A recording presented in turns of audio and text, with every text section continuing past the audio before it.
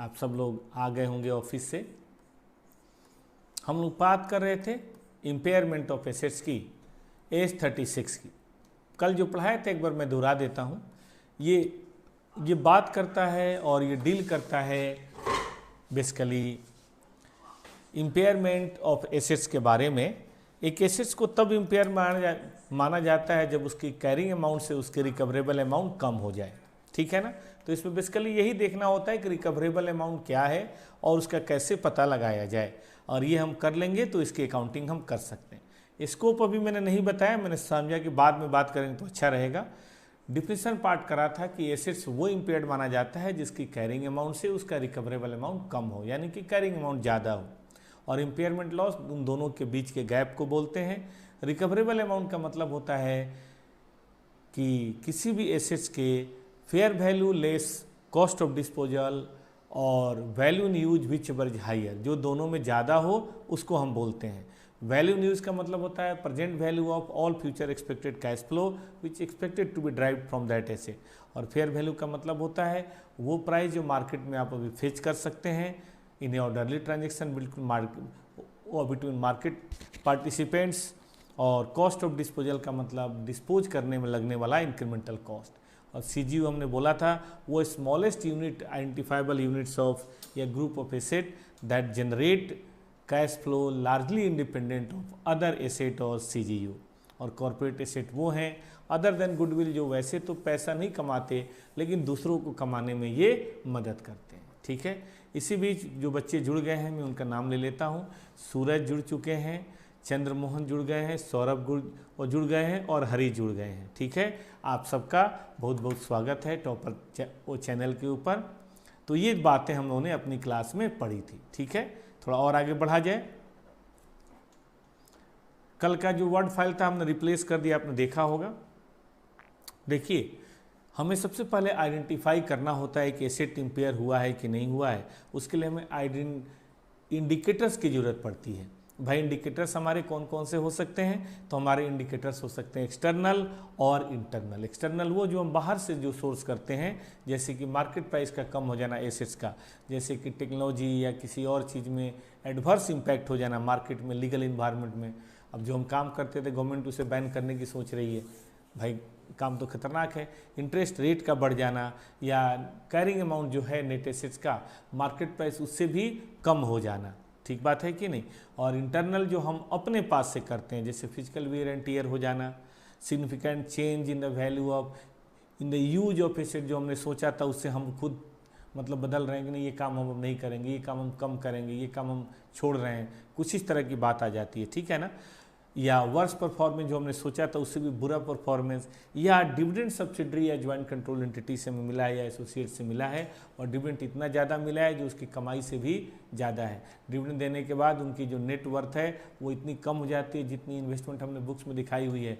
इसका मतलब डिविडेंड जरूर रिकवरी ऑफ कैपिटल है, ना कि डिविडेंड प्रॉफिट है। तो इसको रिकवरी ऑफ कैपिटल के रूप में आपको दिखाना पड़ेगा, अपने कैरिंग अमाउंट को कम करना पड़ेगा। लेकिन ये लिस्ट एग्जॉस्टिव नहीं है। इसके अलावा 3 ऐसी भी सर्कमस्टांसेस थी जहां पे हम इंतजार नहीं करते हैं इंडिकेटर का। हर साल इसको चेक करना है। कब कब करना है चेक? जब इन्फिनिट यूजफुल लाइफ हो, या कोई asset available for use, intangible asset जो अभी अवेलेबल फॉर यूज नहीं है, जो अभी डेवलपमेंट प्रोसेस में चल रहा है, या goodwill acquired in the business combination, इसको आपको चेक करना ही करना है हर साल, चाहे इंडिकेटर हो या चाहे इंडिकेटर ना हो। चलिए, कुछ बच्चे और जुड़ गए हैं जैसे सौरभ और सीनू, आप सबका भी स्वागत है दोस्तों। हम लोग यहाँ पे थे, बेसिकली हम लोग यहाँ तक पहुँचे थे। तो यहाँ तक जो मैंने बातें कही सब क्लियर है। स्कोप मैं बताऊँगा बाद में, लास्ट में पढ़ेंगे स्कोप, बाकी सब क्लियर है। तो आइए, अब हम लोग बात कर रहे थे भाई क्या है मेजरमेंट। तो मेजरमेंट के लिए भाई रिकवरेबल अमाउंट के लिए 2 बातें चाहिए, फेयर वैल्यू और value in use. Fair value के लिए भी 2 बातें चाहिए, एक तो fair value less cost of disposal, है ना। लेकिन कुछ सर्कमस्टांसेज में दोनों को निकालने की जरूरत नहीं पड़ती, एक निकले तो भी काम हो जाएगा। कौन से उस सर्कमस्टांसेज है जब एक निकले तो भी काम हो जाएगा? तो सर ने कहा था उन सर्कमस्टांसेज में से एक ये है कि भाई एक की भी वैल्यू अगर कैरिंग अमाउंट से ज़्यादा आ गई, इसका मतलब इम्पेयरमेंट नहीं है, तो दूसरा करने की क्या ज़रूरत है ना। या हमने फेयर वैल्यू लेस डिस्पोजल तो नहीं मिल रहा, तो ऐसे में हम केवल वैल्यू इन यूज से भी काम चला लेंगे। या वैल्यू इन यूज का कैलकुलेशन थोड़ा भारी पड़ रहा है, तो हमने शॉर्टकट करा और हमने पाया कि वो बेसिकली फेयर वैल्यू और कॉस्ट ऑफ डिस्पोजल के आसपास ही है, तो फिर दोनों निकालने की जरूरत नहीं है, फेयर वैल्यू और कॉस्ट ऑफ डिस्पोजल निकाल लीजिए, इससे भी आपका काम हो जाएगा। सूरज, सर क्या आप एग्जाम्पल दे सकते हैं intangible asset with indefinite life? बिल्कुल बेटा, जैसे कि ठेके का लाइसेंस, जैसे कि नदी में फिशिंग का लाइसेंस, ये तो सदियों तक रह सकता है, इसमें ऐसी क्या बात है, तो इसकी लाइफ को सर्टेन नहीं कर सकते। जैसे टोल टैक्स कलेक्ट करने का लाइसेंस, ठीक है दोस्त, तो ये वो चीज़ें हैं जहां इंडिफिनिट लाइफ हो सकती है। विशेष जानकारी के लिए एज 38 फिर से रिवाइज कीजिए, वहाँ पे ऐसे बहुत सारी चीज़ें हैं। हाँ, तो ये 3 चीज़ें आपको ध्यान रखनी है, जब आपको दोनों कैलकुलेट करने की जरूरत नहीं, एक से काम हो जाएगा। एक निकाला वही फेयर वैल्यू से, सॉरी वही कैरिंग अमाउंट से ज़्यादा है, फेयर वैल्यू नहीं निकल रहा तो वैल्यू न्यूज से काम चलाओ। वैल्यू न्यूज डिटेल पढ़ रहा है लेकिन हम जानते हैं वो फेयर वैल्यू के आसपास है, तो फेयर वैल्यू से भी हम काम चला सकते हैं, ठीक है। लेकिन कई दफ़ा क्या होता है कि individual assets independent cash flow generate नहीं करता, individual asset independent cash flow generate नहीं करता, उसको किसी साथ की जरूरत पड़ती है, और एक हम समुदाय के रूप में, ठीक है ना, एक समुदाय के रूप में हम काम करते हैं। ऐसे सिचुएशन में हम क्या करेंगे, हम सीजीयू की बात करेंगे, रिकवरेबल अमाउंट, हम सीजीयू की बात करके देखेंगे। लेकिन सीजीयू की जरूरत नहीं भी पड़ेगी, भले वो वैल्यू इन यूज सीजीयू में आता हो, लेकिन उसका सेल प्राइस कैरिंग अमाउंट से ज़्यादा है। Fair value less cost of disposal, ठीक है, वैल्यू इन यूज नहीं निकल पा रहा क्योंकि वैल्यू इन यूज 4 के साथ निकलेगा, मानते हैं, लेकिन हमने बुक्स में जितना दिखाया है आज भी उसकी fair value less cost of disposal उससे ज़्यादा है, तो फिर हमें ज़रूरत क्या है वैल्यू इन यूज को रिकॉग्नाइज करने की? कोई ज़रूरत ही नहीं है। और हमें लगता है कि वैल्यू इन यूज जो है वो फेयर वैल्यू के आसपास ही है, तो इसको भी निकालने की हमें ज़रूरत नहीं पड़ती है, ठीक है। अब value in use less cost of disposal की बात चल रही थी, भाई फेयर वैल्यू क्या है? फेयर वैल्यू वो है जो हम एक ऑर्डरली ट्रांजेक्शन्स में बिल्कुल मार्केट और बिटवीन मार्केट पार्टिसिपेंट जो एक्वायर करते हैं उसे बोलते हैं हम फेयर वैल्यू। मतलब कौन है मार्केट में सही ढंग से बेचने जाए, आर्म्स लेंथ ट्रांजेक्शन हो, सही बात हो, तो हमें कितना अवेलेबल होगा। और कॉस्ट ऑफ डिस्पोजल बेसिकली वो है जो इंक्रीमेंटल कॉस्ट है which is directly attributable for this one, लेकिन उसमें फिनेंशियल और इनकम टैक्स एक्सपेंसेस नहीं लेंगे, बाकी सब हमें लेना है। क्या चीज़ें हो सकती हैं? हमने आपको एग्जांपल दिया था, लीगल कॉस्ट, स्टाम्प ड्यूटी या सिमिलर ट्रांजेक्शन्स इसके अंदर शामिल हो सकता है। लेकिन एक बात ध्यान देने की बातें हैं, टर्मिनल बेनिफिट जो इंड एस 19 के अंदर रिकॉग्नाइज किया जाता है, ठीक है, या कॉस्ट एसोसिएटेड फॉर रिड्यूसिंग और रीऑर्गेनाइजिंग बिजनेस, मान लीजिए एक बड़ी चीज़ थी हमने बेच दी, अब ये बेचने के बाद बाकी बिजनेस को हम रीऑर्गेनाइज करेंगे, रीऑर्गेनाइजेशन का कॉस्ट ऑफ डिस्पोजल नहीं है, वो आपकी हेडेक है। रीऑर्गेनाइजेशन का कॉस्ट ऑफ डिस्पोजल नहीं है, उससे हमें कोई लेना देना नहीं है, ठीक है ना। तो याद रखिए कॉस्ट ऑफ डिस्पोजल में इंक्रीमेंटल खर्चे लेने जरूर है, लेकिन terminal benefit as defined in 19 और बिजनेस को रिऑर्गेनाइज करने के खर्चे इसमें शामिल नहीं होंगे। तो अब शुरू होती है आज की क्लास। इतनी बातें जहाँ तक मुझे लग रहा है हम लोग ने परसों की क्लास में कवर कर लिया था, तो शुरू के 10 मिनट हमने ये दोहराया। अब चलिए आराम से पढ़ते हैं आज की क्लास। पढ़िए, सबसे पहले क्या बोला है, स्टेप्स फॉर एसेसिंग। भाई कैसे हम फेयर वैल्यू की बात करेंगे? सबसे बढ़िया देखो, फर्स्ट प्रेफरेंस जो देनी है दोस्तों, बाइंडिंग सेल्स एग्रीमेंट। अगर किसी के साथ आपका एग्रीमेंट हो चुका है, भले पैसे नहीं आए हैं लेकिन एग्रीमेंट हो चुका है कि ये एसेट्स हम खरीदेंगे 200 करोड़ में, ठीक है,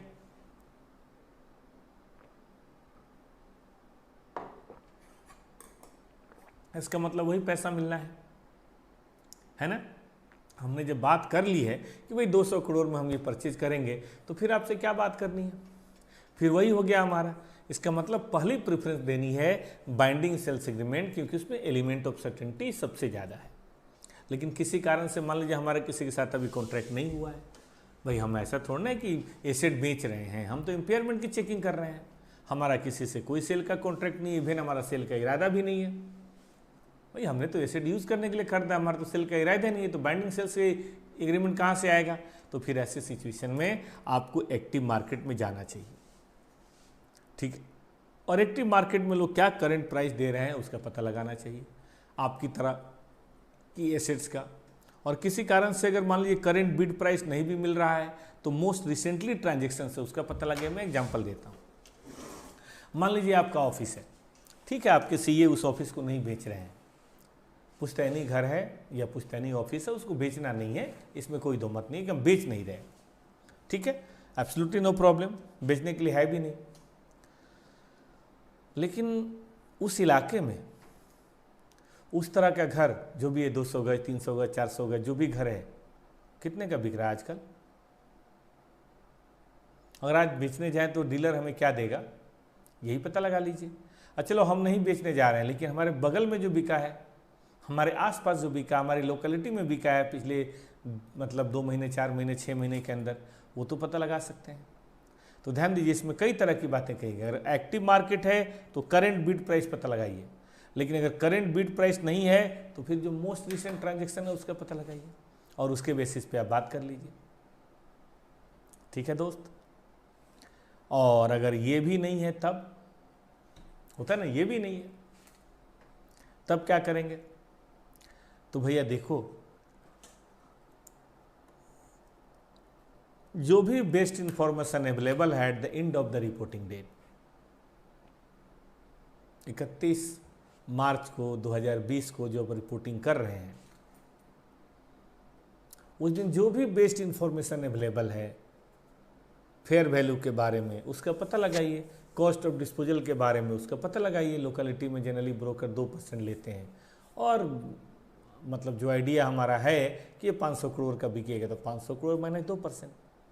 लेकिन किसी कारण से अगर इन तीनों में से कोई नहीं पता चलता, ना ही तो हमारे पास 3 कौन सा बाइंडिंग सेल्स एग्रीमेंट है, एक्टिव मार्केट नहीं है, बेस्ट इंफॉर्मेशन अवेलेबल नहीं है, तो फिर ऐसे सिचुएशन में यार फेयर वैल्यू को तो इग्नोर ही करो। फिर एक ही चीज़ निकाली जाएगी, कौन सी? Value in use. फिर हम फेयर वैल्यू की बात ही नहीं करेंगे, हम सिर्फ वैल्यू इन यूज को रिकॉग्नाइज करेंगे। दूसरा पॉइंट हम छोड़ ही देते हैं। बोलिए क्या ये बात सही है? और हम एक बता दें, fair value value in use नहीं होता, क्योंकि वैल्यू इन यूज तो आपका अपना है ना, स्पेसिफिक है। देखिए मान लीजिए कि कोई ऑफिस है, ऑफिस कोई खरीद रहा है तो घर वो समझ के खरीद रहा है, लेकिन ऑफिस आपके बड़े काम का है, उसके साथ गुडविल अटैच है, उसे अपना बिजनेस ज़्यादा सुचारू तरीके से आप कर पाते हैं, तो दैट इज़ डिफरेंट थिंग। इसीलिए वैल्यू इन यूज आपको कैलकुलेट करना ही पड़ेगा। वैल्यू इन यूज कुछ और चीज़ें होती हैं, ठीक है। तो आइए चलते हैं अब हम बात करने, अगर किसी कारण से फेयर वैल्यू नहीं हो पाया तो वैल्यू इन यूज, और मैं तो कहता हूँ फेयर वैल्यू हो रहा है और वो कैरिंग अमाउंट से कम है तो वैल्यू इन यूज तो वैसे ही पता करना है। बात समझिएगा, अगर आपने फेयर वैल्यू पता की हुआ या 200 करोड़ और कैरिंग अमाउंट है 150, तो फिर वैल्यू इन यूज निकालने की जरूरत नहीं पड़ेगी। लेकिन अगर कैरिंग अमाउंट है 150 और फेयर वैल्यू हमारे ख्याल से 120 ही है, तो वैल्यू इन यूज तो आपको निकालना ही पड़ेगा। ऐसा मैं नहीं कह रहा कि वैल्यू इन यूज हम बाद में निकालेंगे, निकालना हमें दोनों है। वो तो एक बात है, कोई भी एक निकाला और कैरिंग अमाउंट से ऊपर आ गया तो दूसरे फालतू में मेहनत करने की कोई ज़रूरत है ही नहीं, because there is no impairment loss. चलिए, तो ये रही बात फेयर वैल्यू की। अब सबसे इंपॉर्टेंट जो सेक्शन है इस एज का, वो guideline about value in use है। देखिए, वैल्यू इन यूज 2 तरह की बातों को लेके आता है। एक तो भैया आपको अपने कैश फ्लो को एस्टिमेट करना पड़ेगा ओवर द यूजफुल लाइफ, और चूंकि हम आज की बात कर रहे हैं इसलिए सभी कैश फ्लो का हमें क्या निकालना पड़ेगा? Present value. और प्रेजेंट वैल्यू निकालने के लिए हमें क्या चाहिए? डिस्काउंटिंग का रेट चाहिए। तो 2 चीज़ों की ज़रूरत पड़ने वाली है, एस्टिमेटेड कैश फ्लो और डिस्काउंटिंग रेट। लेकिन एस्टिमेटेड कैश फ्लो हम कौन सा लें और कैसे एस्टिमेट करें, क्योंकि बात तो फ्यूचर की है। तो इसके बारे में इंस्टीट्यूट ने बड़े डिटेल गाइडलाइंस, या इंड AS 36 ने बहुत ही डिटेल गाइडलाइंस दिया है। मैं देख रहा हूँ आपका स्टडी मटेरियल मेरे पास है, तकरीबन 6 पेजेज।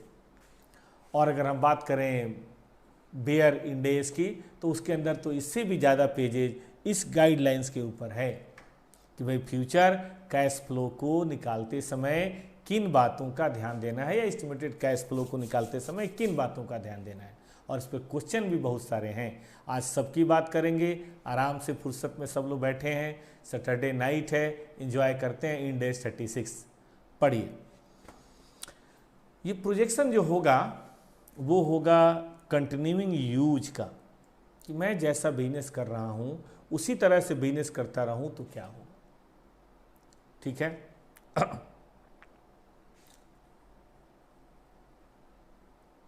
लेकिन इस इनफ्लो के अंदर आउटफ्लो को भी प्रोजेक्ट करना है आपको। भाई अगर आप अपना ऑफिस चलाएंगे तो स्टाफ के खर्चे देंगे ना। सर क्या प्रेजेंट वैल्यू और वैल्यू इन यूज सेम है?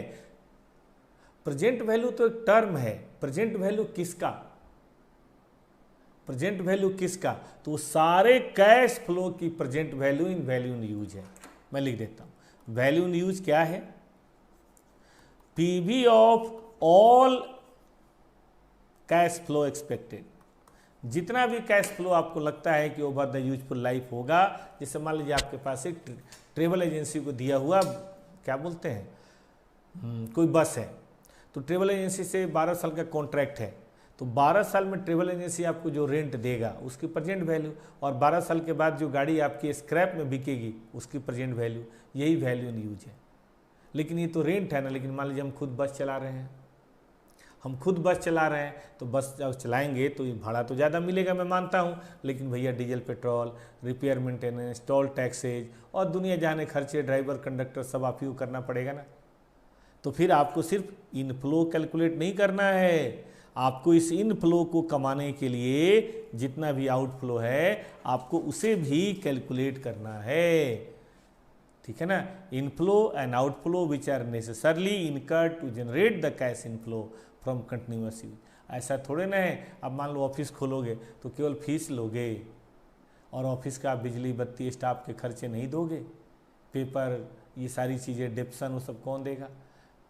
ठीक है ना। तो वो सब डिप्सन तो खैर नहीं लेना क्योंकि कैश फ्लो की बात हो रही है, तो डिप्सन को छोड़ के, लेकिन डिप्सन के चलते टैक्स की बात जो होगी उसका थोड़ा सा देखना पड़ेगा। तो कैश इनफ्लो और कैश आउटफ्लो आपको लेना है। ठीक है। लेकिन ये सब कंटिन्यूअस यूज में लेना है। और एक कैश इनफ्लो हो गया, एक कैश आउटफ्लो हो गया। लास्ट में जब आप बेचेंगे, डिस्पोज करेंगे eight the end of useful life, तो नेट कैश फ्लो जो आएगा, जिसको हम बोलते हैं ना डिस्पोजेबल वैल्यू या रेसिड्यूअल वैल्यू, आपको वो भी लेना है, लेकिन उसमें से डिस्पोजल के खर्चे काट के। तो कहने का मतलब है कि जितनी भी आपकी एसेट की यूजफुल लाइफ है, उस यूजफुल लाइफ की 3 चीज़ों को आपको जज करना है। नंबर 1 इनफ्लो की कितनी उम्मीद है, नंबर 2 आउटफ्लो कितना करना पड़ेगा, और नंबर 3 नेट कैश फ्लो क्या होगा। इन 3 चीज़ों को आपको ध्यान देना है, तब जाके दोस्तों बात बनेगी, तब जाके बात बनेगी। ठीक है। चलें आगे कि भाई प्रोजेक्शन करने के लिए किन बातों का आपको ध्यान देना है।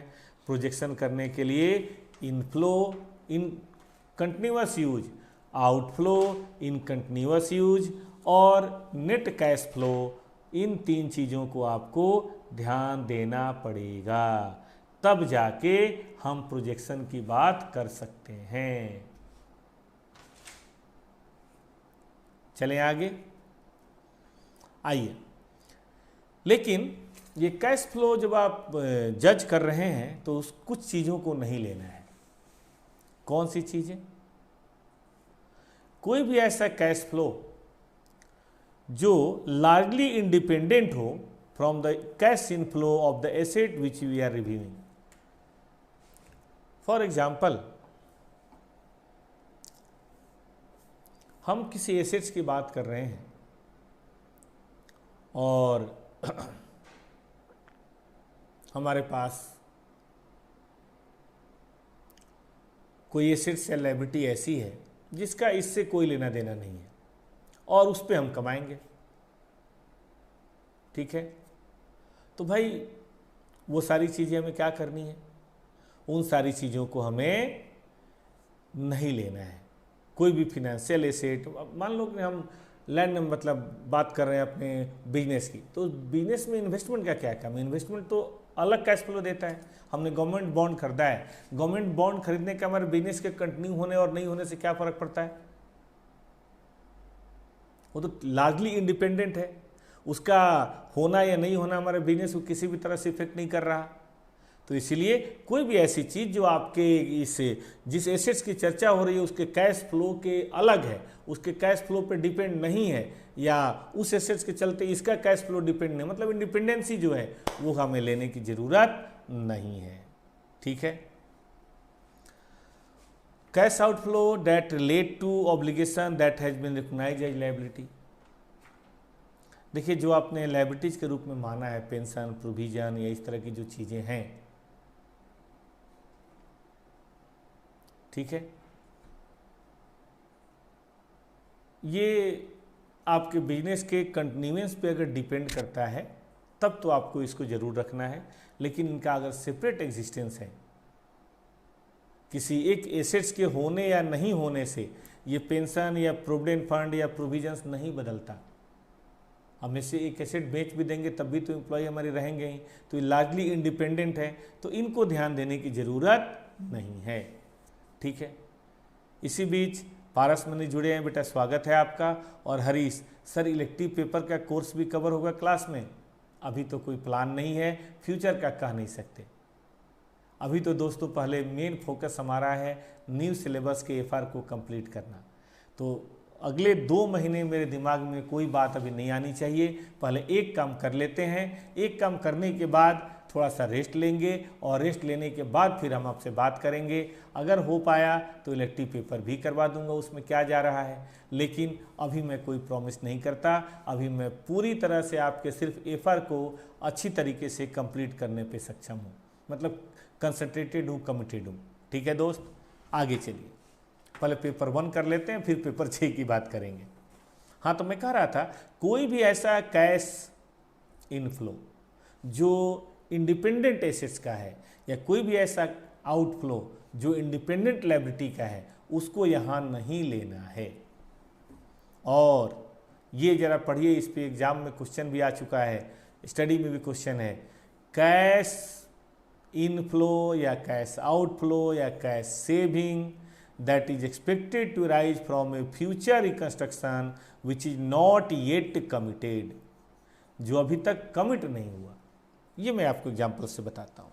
मान लीजिए हमारा बिजनेस चल रहा है और मैनेजमेंट का ये प्लान बन रहा है कि 2022 में ना, जैसे मान लीजिए कोई मॉल है या कोई सिनेमा हॉल है, 2022 में इसको तोड़ के मल्टीप्लेक्स बनाएंगे, या फैक्ट्री में कुछ मशीनें रिप्लेस करेंगे।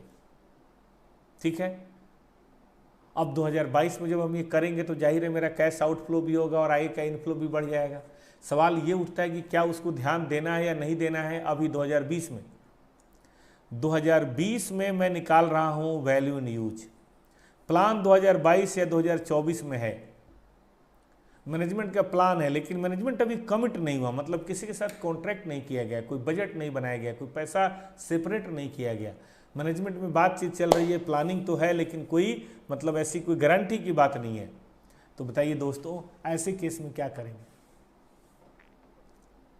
क्या हम उसे शामिल करें? नहीं। तो यहाँ फर्क समझना है। अगर वो कमिटेड है तो फिर आपको करना पड़ेगा। इंडेक्स 37 हम लोग पढ़ेंगे, प्रोविजन कंटीजेंसी, उसमें भी यही बात है। अगर कमिटेड नहीं है तो उसके लिए प्रोविजन नहीं बनेगा, उसे कैश फ्लो का पार्ट नहीं माना जाएगा। 36 के अंदर प्रोविजन नहीं बनेगा 37 में। लेकिन अगर कमिटेड है, मैनेजमेंट की तरफ से कॉन्ट्रैक्ट दिए जा चुके हैं, कॉन्ट्रैक्ट का लोकेशन हो चुका है, बाइंडिंग कॉन्ट्रैक्ट हो गया है, या एडवांस मनी हो गया, या बस्टिंग हो गई है, मैनेजमेंट एकदम कमिटेड है, तब तो हमें चेंज करना है। लेकिन अगर कमिटेड नहीं है तो दोस्तों हमें इसे चेंज नहीं करना, इसे शामिल नहीं करना है। इस पे एक क्वेश्चन कराना चाहता हूं, रेडी है सब लोग? तो इस पे एक छोटा सा क्वेश्चन हो जाए, फिर और बात करेंगे।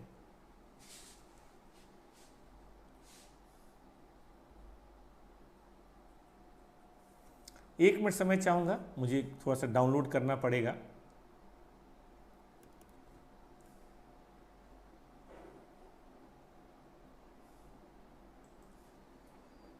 ICAI, आजा मेरे भाई,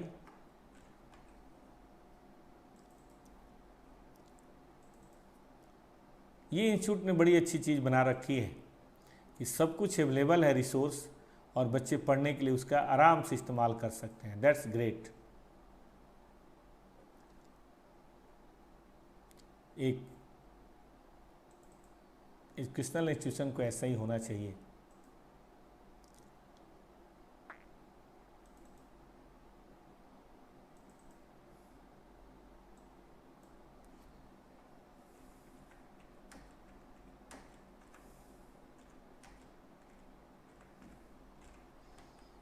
तो इस पे एक क्वेश्चन मैं करना चाहूँगा जो इसी पॉइंट पे है, इसलिए बात करना जरूरी है। देखिए जरा,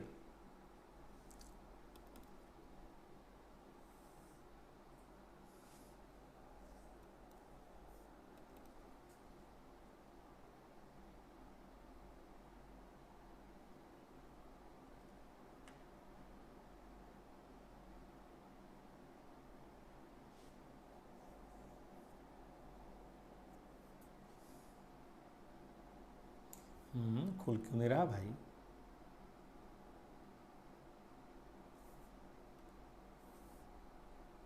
खुल जा, खुल गया। देखिए क्वेश्चन नंबर है 2, अगर आपके पास बुक हो तो आप देख सकते हैं, पेज नंबर है 7222। ये क्वेश्चन है, ये देखिए साहब, कहता है Saturn India is reviewing one of the business segment for impairment. The carrying value, ये कैरिंग अमाउंट एक ही बात है, of net asset is 40 million. ठीक है। Management has produced 2 computation for value in use of the business segment. इसके लिए 2 computation किया गया। फर्स्ट का ध्यान दीजिए, 36 million excluding the benefit to be driven from a future reorganisation. Future reorganisation को मार्क कीजिए, फ्यूचर रीऑर्गेनाइजेशन के बगैर 36 मिलियन होने की उम्मीद है, और सेकेंड वैल्यू 44 मिलियन होने की उम्मीद है अगर हमने benefit to be driven from the future reorganisation ले लिया, कि हम फ्यूचर में कोई चेंज करेंगे, बदलाव करेंगे, अपनी एसेट लायबिलिटी में तब्दीली लाएंगे, प्रोडक्ट प्राइसिंग वगैरह में क्या बोलते हैं, प्रोडक्ट पाइपलाइन वगैरह में बदलाव करेंगे, प्रोडक्शन में भी बदलाव कर सकते हैं, नए प्रोडक्ट लॉन्च कर सकते हैं, रिप्लेसमेंट कर सकते हैं, और वो करेंगे तो 44 हम कमा सकते हैं। होता है ना, आदमी सोचता है ना कि घर में ऐसे तोड़ के बनवा दो तो भाड़े में इतना कमा लूँगा। ठीक है। There is no active market for the sale of business segment.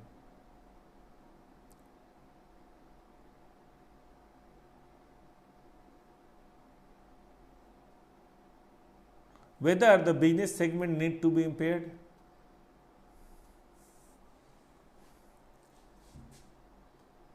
क्या आपका जवाब होगा? इसका जवाब कंडीशनल होगा।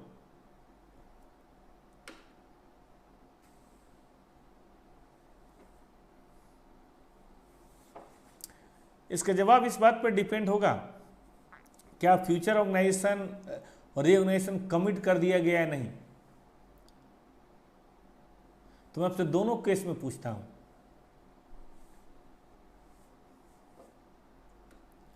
दोनों ही केस में दोस्त हम आपसे बात करते हैं, आप मुझे बताएंगे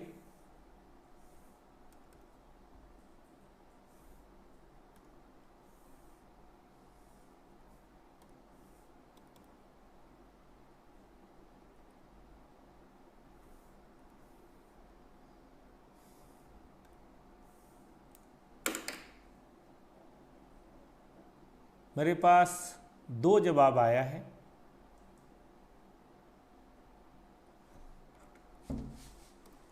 देखिए फ्यूचर रीऑर्गेनाइजेशन के बगैर 36 है और फ्यूचर रीऑर्गेनाइजेशन के बेनिफिट को लेके 44 है। केस 1 है future reorganisation is not yet committed, और दूसरा केस है future reorganisation is already committed. दोनों ही केस में आप जवाब दीजिए। फर्स्ट केस में जब कमिटेड नहीं है तब बताइए, और सेकेंड केस में अगर कमिटेड है तब बताइए।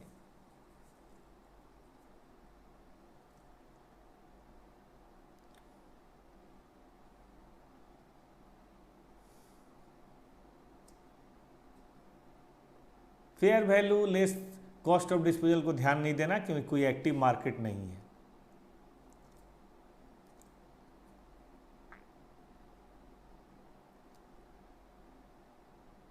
दो दोस्तों का आंसर आया है, सौरभ भाई का और हरीश का।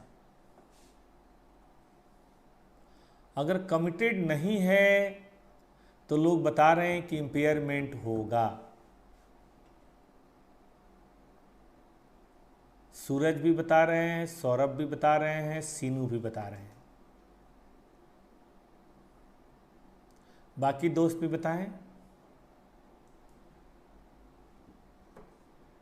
रियोगनाइजेशन अगर हमने कमिट नहीं किया है तब इम्पेयरमेंट बता रहे हैं। जाहिर है तब तो देखो ना, हम 40 और 36 को कंपेयर करेंगे और 36 के रिकवरेबल अमाउंट 40 से कम है, तो अगर कमिटेड नहीं है तो इसका मतलब यहाँ पे इम्पेयरमेंट लॉस है, और वो इम्पेयरमेंट लॉस है 40 माइनस 36, 4 लाख।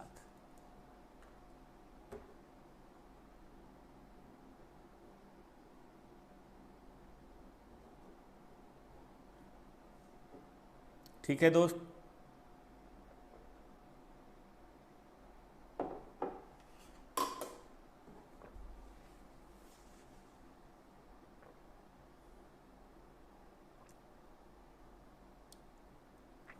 लेकिन अब ऑलरेडी कमिट हो गए हैं तो फिर ऐसे केस में 36 नहीं देखेंगे, हम 44 देखेंगे और 40 देखेंगे।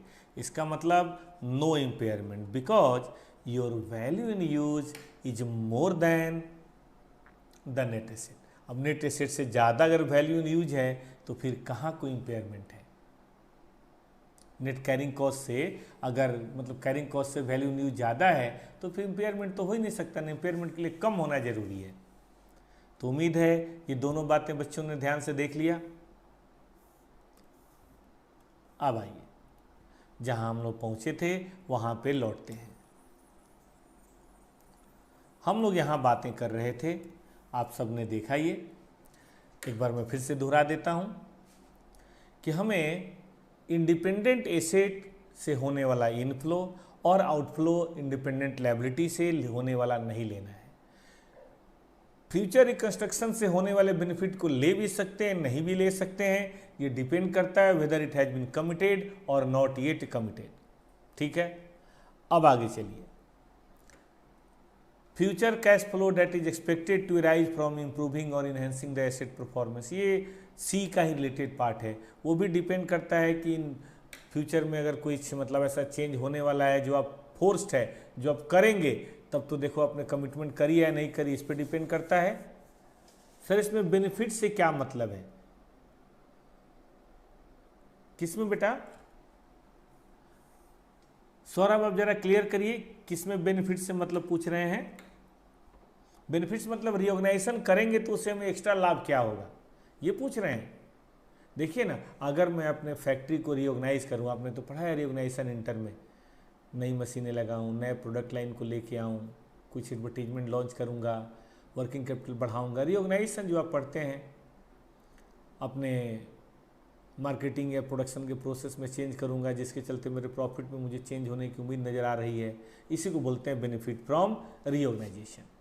ठीक है, तो ओडी नंबर भी वही है कि देखो अगर हमें ऐसा प्लान है कि जितना हमने काम करा है उसका 2 साल के बाद एक्स्ट्रा बेनिफिट मिलने वाला है तो उसे तो शामिल करेंगे आप, उसकी बात हम नहीं करेंगे।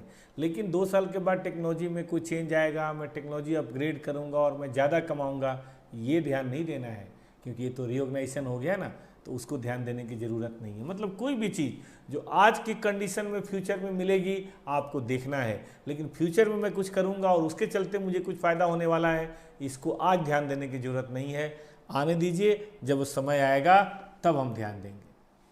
सौरभ मैंने बेटा जवाब दिया इस बात का कि रिऑर्गेनाइजेशन से होने वाले बेनिफिट्स का मतलब है कॉस्ट कम होगी या मेरा सेल्स बढ़ेगा या मेरा प्रोडक्ट वो प्रोडक्ट लाइन और बढ़ेगा तो और ज़्यादा सेल होगी, कुछ इस तरह की बातें हैं, ठीक ना। चलूँ आगे। Cash inflow outflow from financing activity, क्योंकि financing activity issue of share debenture वगैरह कर रहे हैं, उस पर हमें प्रॉफिट लॉस की उम्मीद है, वो तो टोटली अलग है ना, इसलिए हमें ध्यान नहीं देना। इनकम टैक्स रिसिप्ट या पेमेंट नहीं लेना, क्योंकि हम सारी कैलकुलेशन बिफोर टैक्स कर रहे हैं। आपने ध्यान दिया, टैक्स की बात कहीं नहीं थी, सारी कैलकुलेशन हम बिफोर टैक्स कर रहे हैं। और when corporate asset are allocated to the CGU, any internal charges incurred by CGU for using such asset will not be included. ये ध्यान से देखिए, ये बिल्डिंग है, नीचे एक कॉर्पोरेट एसेट, कहा था ना कॉर्पोरेट एसेट वो होता है जिसका इस्तेमाल सब लोग करते हैं। अब बिल्डिंग कॉर्पोरेट की है, अब मान लीजिए कॉर्पोरेट एसेट अपने काम के लिए एक परसेंटेज इनसे चार्ज करते हैं, ठीक है।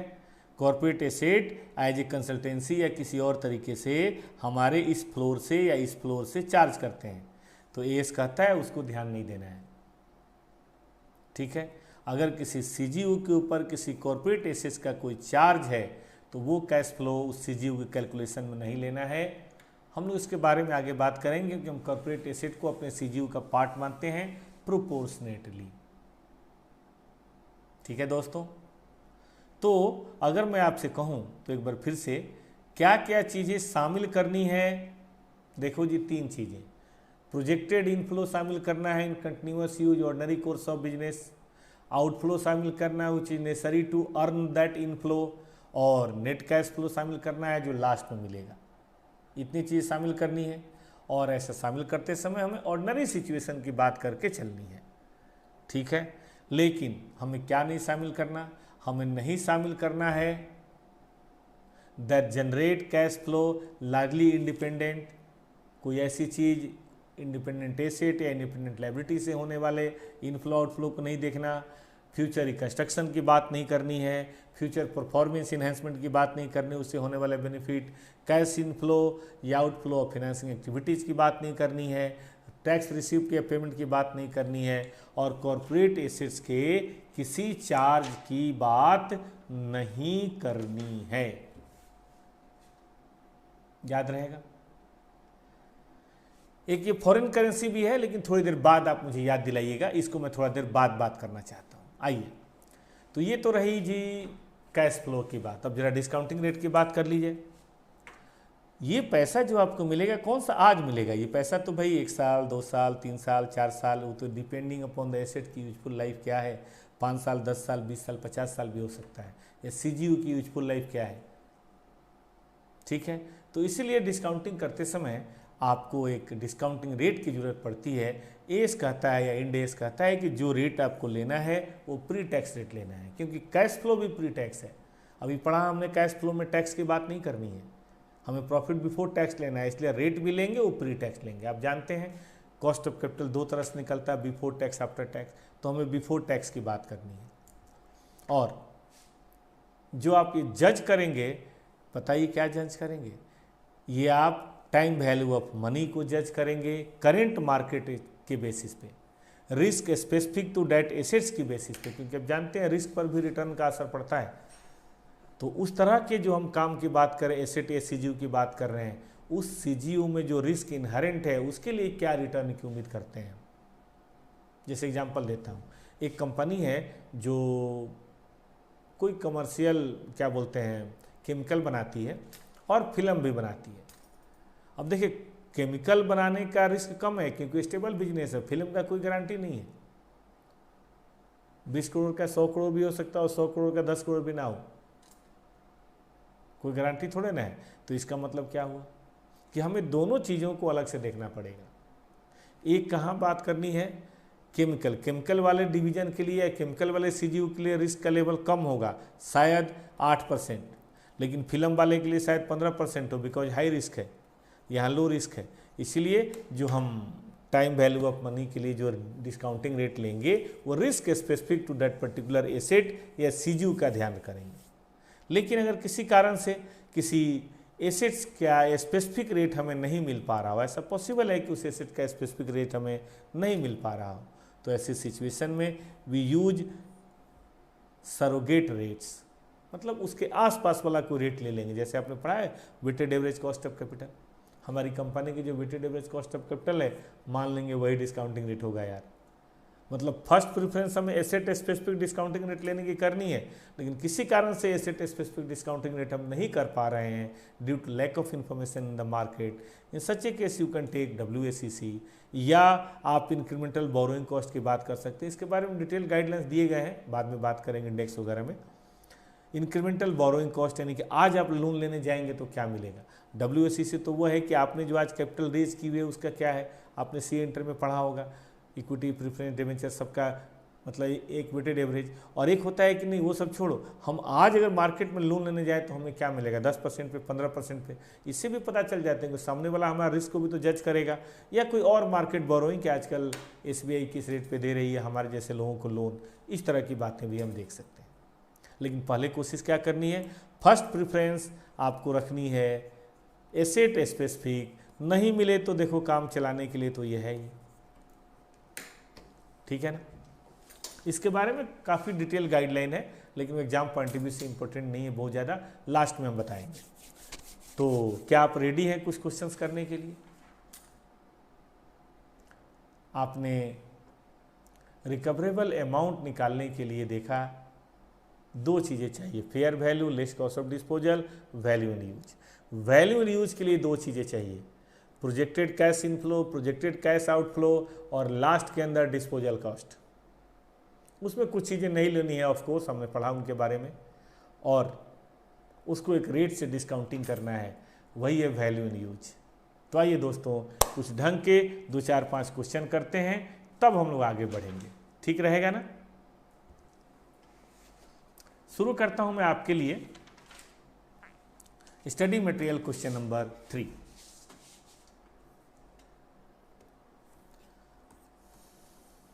ये बढ़िया क्वेश्चन है, देखिएगा। मार्क्स लिमिटेड, पेज नंबर बोल दूं, पेज नंबर है 224 7.224।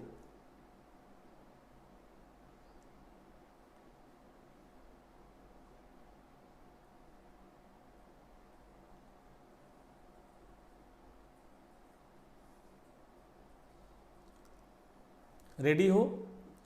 कहता है cash flow relating to property plant and equipment and discount rate is how much, 15%, ठीक ना। तो डिस्काउंट रेट तो चलो तय हो गया, डेट भी देख लो 31 मई 2004 मान लो, 14 मान लो, 24 मान लो, जो भी है ये पर। कैश फ्लो हमें जो उम्मीद है कि 4-5 यानी कि फर्स्ट ईयर में, फर्स्ट ईयर हुआ ना ये, फर्स्ट ईयर में होने की उम्मीद है 2000, सेकेंड ईयर में होने की उम्मीद है इतनी, थर्ड ईयर का हमारा प्रोजेक्शन ये है, फोर्थ ईयर का प्रोजेक्शन ये है, फिफ्थ ईयर का प्रोजेक्शन ये है, और फिफ्थ ईयर के लास्ट में ये प्रोजेक्शन है। डिस्पोजेबल वैल्यू या रेस्टिबल वैल्यू। प्लांट एंड इक्विपमेंट हमने किसी ज़माने में खरीदा था 2001 में इतने में, यूजफुल लाइफ इतनी थी, और रेस्टिबल वैल्यू हमने ये सोचा था। तो शायद इससे कैरिंग अमाउंट निकालने में मदद मिलेगी। कोई मुझे कैरिंग अमाउंट बताएगा? पहले आप कैरिंग अमाउंट निकालिए। वैल्यू इन यूज निकालेंगे, फेयर वैल्यू दे रखा है, वैल्यू इन यूज इसका इस्तेमाल करेंगे 15% पे, तो शायद वैल्यू इन यूज भी निकल जाएगा। अब फेयर वैल्यू और वैल्यू इन यूज में जो ज़्यादा होगा वो रिकवरेबल अमाउंट हो जाएगा, और कैरिंग अमाउंट से बात बन जाएगी। लेकिन सबसे पहले कैरिंग अमाउंट। एक बात बताइए दोस्तों, जो 1 अप्रैल 2001 यानी कि आज से 3 साल पहले, क्योंकि आज हम 31 मई 2004 में हैं, कोई 20,000 की एसेट खरीदी गई थी जिसपे 500 का डिप्रिसिएशन था, 500 का स्क्रैप वैल्यू था, मतलब उम्मीद है, और 8 साल की बात है, तो हर साल का डिप्शन आप निकाल सकते हैं। और ऐसा होते हुए 2001, 2, 3 और 3, 4 3 साल हो चुका है। कोई मुझे बताएगा डिप्शन कितना होगा, या कैरिंग अमाउंट ही बताइए। कुछ आप करिए, कुछ हम करेंगे, तभी तो मजा आएगा ना। इसी बहाने आपको क्वेश्चन देखने का मौका मिल जाता है। लाइव क्लास का कोई तो फ़ायदा होना चाहिए। जम के करिए दोस्तों, आज थोड़ी लंबी क्लास कर लेते हैं, 10 बजे तक कर लेते हैं आज 2 घंटे की। इस बीच में 4-5 बढ़िया क्वेश्चन मैं करा देता हूँ, जो अब तक जो हमने पढ़ा उस कॉन्सेप्ट को पक्का कर देगा।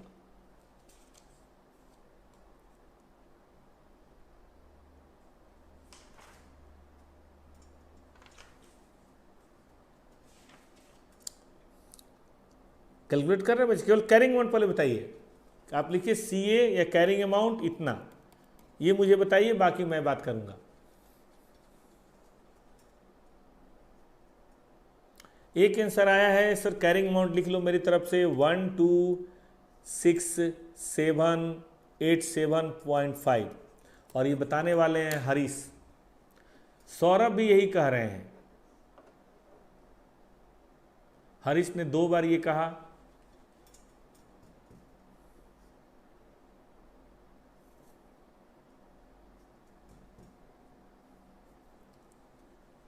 ज्योति का भी यही कहना है। बाकी बच्चे मूड बनाइए, जरा करिए। देखो बेटा, लाइव क्लासेज है, रिकॉर्डेड वीडियो तो फिर कल से रिकॉर्डेड ही रहेगी। एक बार ये लाइव है, इसका पूरा मजा लीजिए। अपने हाथ में कैलकुलेटर रखिए, घर पे आप बैठे हुए हैं, कहीं कोई दिक्कत की बात नहीं है। आपको बढ़िया प्रैक्टिस करा दूंगा बेटा, प्रॉमिस करता हूँ। एग्जाम में जो भी क्वेश्चन आने वाला है सब हम लोग पहले से कवर करके चलेंगे, इसलिए कहीं कोई बचने का सवाल ही नहीं होगा। एक ही चीज़ बस आपको ध्यान रखना है, रिटेंशन। तो उसके लिए आपको वीडियो बार बार देखनी पड़ेगी। चलिए, तो मैं आप वो देखता हूँ। देखिए क्वेश्चन बिल्कुल स्टडी मटेरियल का है। हमने अपने तरफ से कुछ नहीं जोड़ा, कुछ नहीं तोड़ा। आप देख रहे हैं मैंने स्टडी मटेरियल आपके सामने रख दिया है। पहले स्टडी तो खत्म कर लें, इसी में बहुत सारे क्वेश्चन हैं। देखो, हमारी जो परचेज कॉस्ट थी 1/4/2011 कर लेते हैं, चाहे 1 मान लेते हैं, वो थी 20,000। अब डिप्रिसिएशन फॉर 3 ईयर्स लिखना पड़ेगा, हमने चार्ज किया है। तो डिप्सन स्ट्रेट लाइन का तो ऐसे ही चार्ज होता है, कॉस्ट माइनस डिस्पोजेबल या scrap value divided by useful life, और हो चुके हैं 3 साल। मैं भी जरा कर दूं, 19,500 डिवाइडेड बाई 8 गुने 3, ये है 7312.5।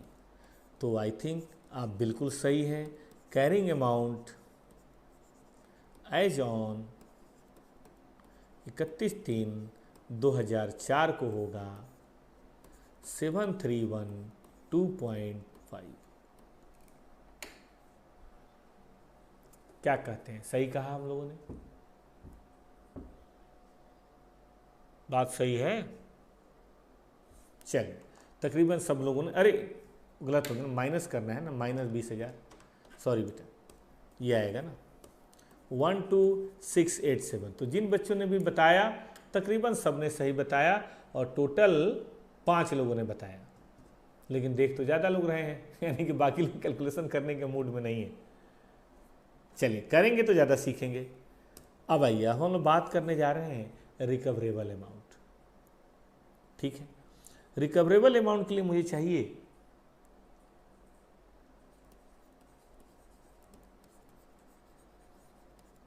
दो चीज़ें।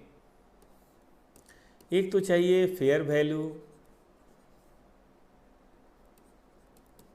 Less cost of disposal.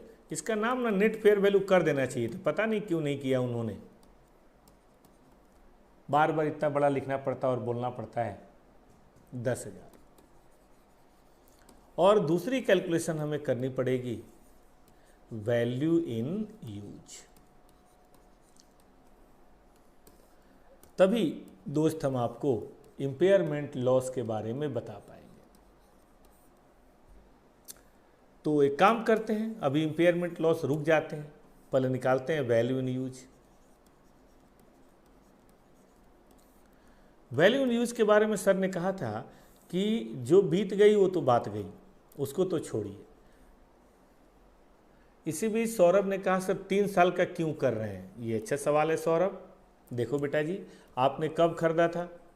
1/4/2001, तब से बीत चुका है 31/3/2002, 2003 और आज पता है क्या है 31/3/2004। क्वेश्चन देख लीजिए, मैं क्वेश्चन दिखा देता हूँ। आज है 31/3/2004। तो बताइए सौरभ भाई, क्या हमारे 3 साल नहीं हो गए हैं? क्या हमारे 3 साल दोस्त नहीं हो गए हैं तब से अब तक में? आराम से देख के बताइए, ठीक है ना। अब 3 साल हो गया है तो 3 साल का कैरिंग अमाउंट तो लेना पड़ेगा ना। 3 साल बाद का कैरिंग अमाउंट, 4 साल होता तो 4 साल बाद के कैरिंग अमाउंट लेते, ठीक है ना। देखिए मैं काउंट कर देता हूँ आपके लिए, 1 2 3 साल गुजर चुका है। टोटल यूजफुल लाइफ 8 साल की थी, जिसमें 3 साल गुजर चुका है। तो दोस्तों हमने इसको देख लिया,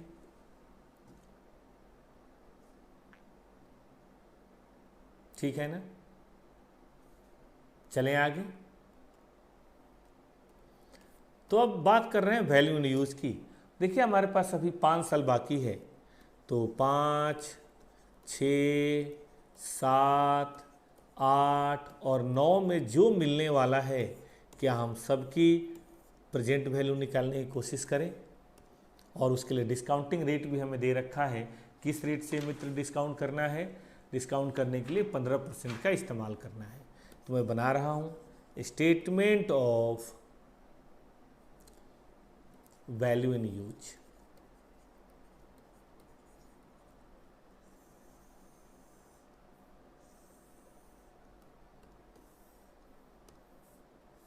ये देखो, ईयर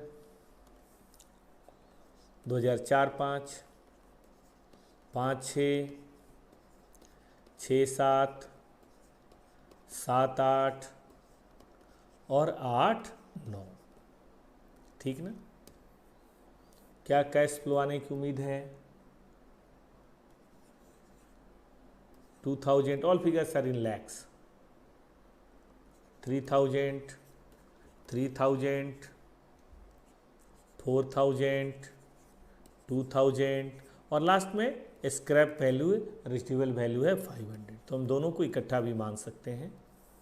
अब आइए पीवी फैक्टर लेना पड़ेगा हमें, और उसके लिए हमें दे रखा है 15%। The rate specific to this project is 15%।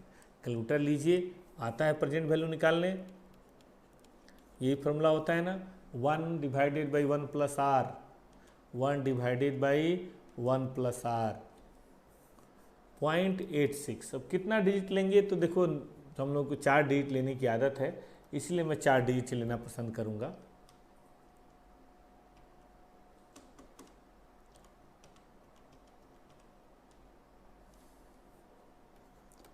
Seven 561।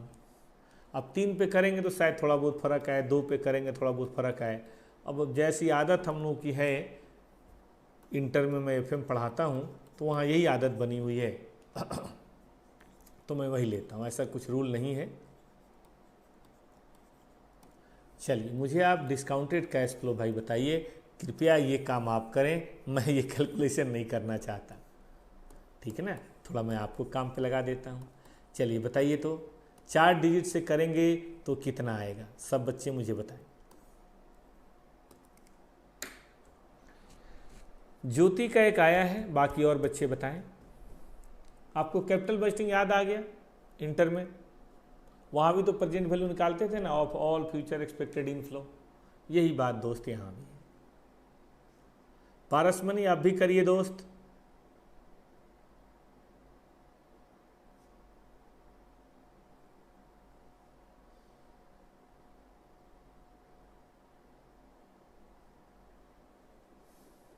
सभी बच्चे करें। आज तो सैटरडे, काफ़ी बच्चे जुड़ गए हैं, अच्छी बात है।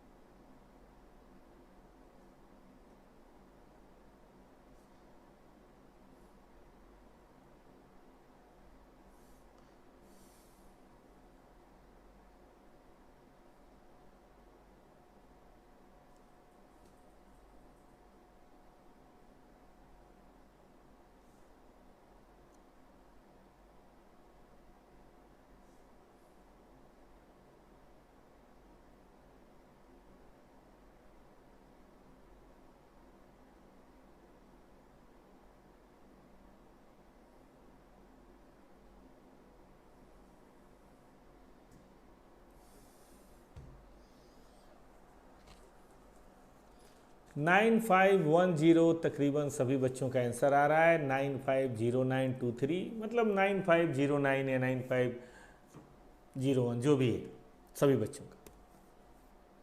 सब लोग करके दिखाइए, प्रैक्टिस करिए, कोई बात नहीं, आप घर पे रिलैक्स बैठे हैं, जल्दी किस बात की है। 9510 तो हम एक्सेप्ट कर लेते हैं इसी को, ठीक है। आइए अब इसको लेके आप वापस आइए, आप यहाँ आइए और विच एवर इज हाइयर, जो ज़्यादा है वो बताइए, कौन सा हाइयर है भाई।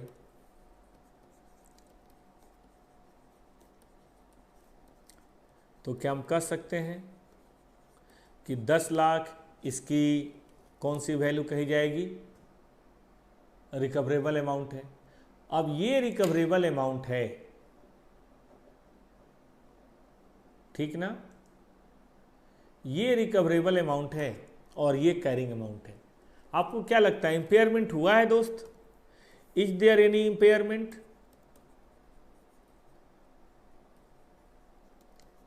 अगर है तो मुझे बताइए कि यस सर इंपेयरमेंट है, नहीं है तो कोई बात नहीं, बताइए मुझे।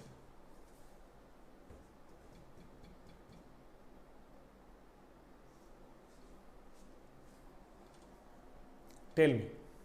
अच्छा, जिन बच्चों ने टेलीग्राम का चैनल नहीं ज्वाइन किया है प्लीज़ कर लीजिएगा, उससे आपको नोट्स मिलेंगे, जो क्लास कराया जा रहा है वो वाले नोट्स। ऐसे तो बहुत सारे नोट्स आपको यूट्यूब पे मिल सकते हैं, लेकिन जिससे क्लास कराया जा रहा है वो वाला नोट्स आपको यहाँ पे मिल जाएगा। Toppers CA final.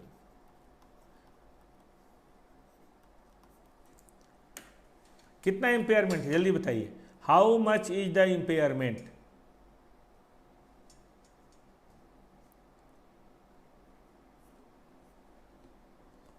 जल्दी से बताइए, इम्पेयरमेंट है तो कितना है, फास्ट फ्यूरियस।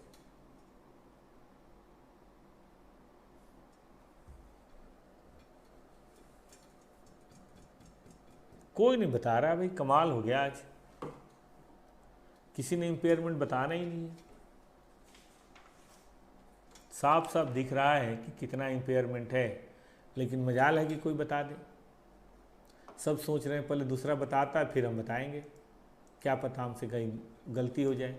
अरे सीधा तो दिख रहा है, 10,000 वैल्यू हो गई 12,687.5 से घट के, यानी कि 26875 इज योर इम्पेयरमेंट लॉस। ठीक है, ये आपका इम्पेयरमेंट लॉस है। और रिवाइज कैरिंग अमाउंट कोई पूछे तो आप क्या बताएंगे, how much is the revise carrying amount?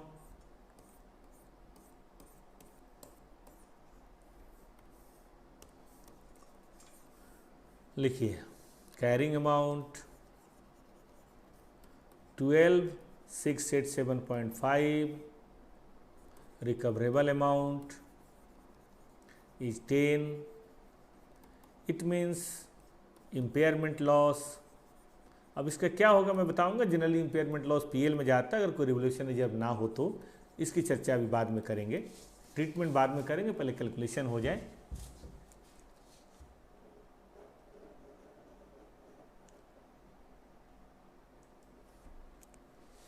अब जैसे ही इम्पेयरमेंट हुआ ना, तो आपका जो रिवाइज्ड कैरिंग अमाउंट होगा निश्चित रूप से वो 12,687 को कम कर देगा और आपको पहुंचा देगा कहाँ, रिकवरेबल अमाउंट।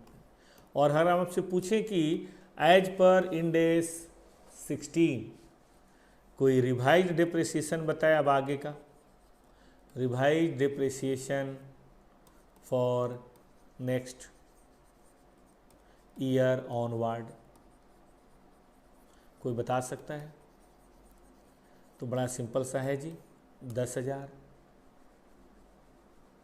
है ना, डिवाइडेड बाई 5 बचा हुआ है जी, और 500 की उम्मीद है कि मुझे स्क्रैप वैल्यू मिलेगी, तो हम कह सकते हैं इतने लाख। ये इंडेस 16 में भी है, ये इंडेस 38 में भी है और इंडेस 36 में भी कहा गया। हरीश आपने गलती कर दिया, स्क्रैप को आपने ध्यान नहीं दिया, इसलिए आपने 2000 बोल दिया। ठीक कीजिए, आपका आंसर होगा 1900 लाख। ठीक ना?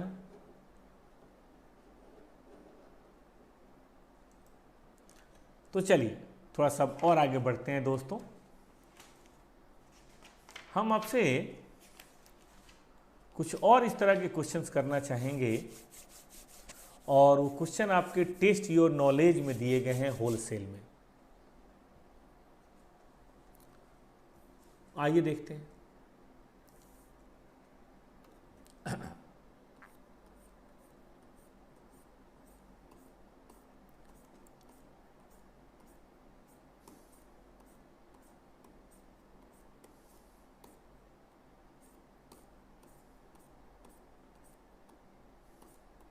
लास्ट में ना कुछ ज़्यादा क्वेश्चन दिए होते हैं ताकि बच्चे खूब आराम से बनाएं, तो वहाँ हम आपको लेके चलते हैं।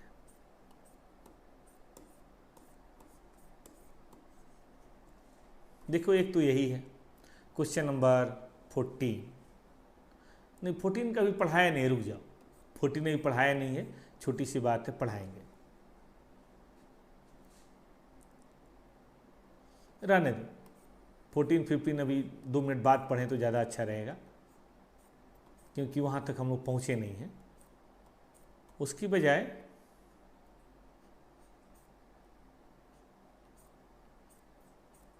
मैं आपको टेस्ट योर नॉलेज में ले चलता हूँ, ज़्यादा अच्छा रहेगा।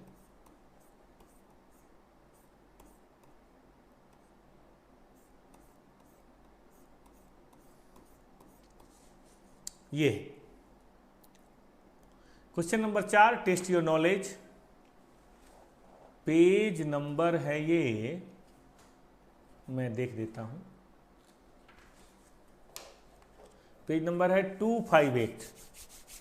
पेज नंबर सी इंस्टीट्यूट का 258 है। क्वेश्चन नंबर 4 है कि A limited purchase a machine 100 crore. The machine was a useful life of 5 years. It has nil residual value. A Limited adopts a straight line method of depreciation for depreciating the machine. The following information has been provided on 31 March 2002। Financial year है 2, 3, 3, 4, 4, 5, 5, 6। Discount rate है, fair value less cost to sell है। आपको impairment calculate करके बताना है। बिल्कुल same question है, तो हो जाए जरा प्रैक्टिस। 2001 में हमने खरीदा था, नहीं इतने में, 5 साल लाइफ है, रेसिडुअल वैल्यू कोई है नहीं, और हम अभी 1 साल इसको यूज़ किए हुए हैं, ज़्यादा हमने अभी यूज नहीं किया। तो डिवाइडेड बाई 5 यानी कि 20 अभी डेप्सन हुआ होगा, और कैरिंग अमाउंट आ रहा होगा 100 माइनस 20, 80 आ रहा होगा। ठीक है, फेयर वैल्यू तो कम है, जरा ये आपको बताना है कि what is value in use. मेरा मूड नहीं है, जल्दी से वैल्यू इन यूज बताइए प्रेजेंट वैल्यू निकाल के। सेम क्वेश्चन है ना वही, 15, 30, 10 और 40 और 10 का वैल्यू इन यूज बताइए, ताकि मैं आपको रिकवरेबल बता सकूं और इंपेयरमेंट लॉस की बात कर सकूं। Tell me the value in use.